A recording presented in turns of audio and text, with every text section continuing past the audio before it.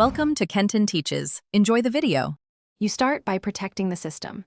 Create a system restore point and export the registry branches you will edit. Once done, close every Office process and stop background services to prevent locks. Now run regedit elevated. This is necessary because you will change machine-level keys. Navigate to HKey local machine /software /Microsoft /Office /15 0 and HKey current user /software /Microsoft /Office. These are the first targets because they hold configuration and install data. Make sure you can see the full key path before deleting anything.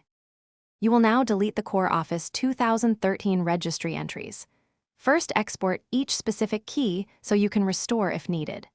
Next, remove HKey local machine /software /Microsoft /Office /15 0 and corresponding HKey current user keys.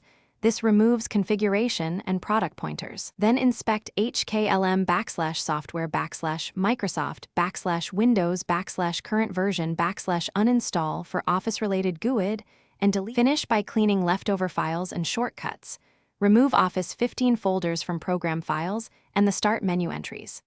Once done, reboot to flush caches and confirm Office is gone.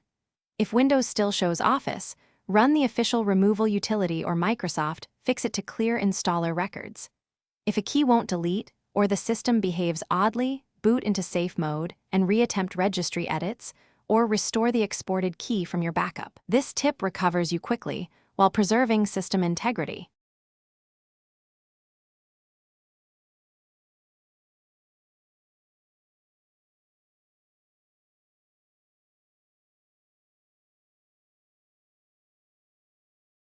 Thanks for watching. Please subscribe if this video was helpful.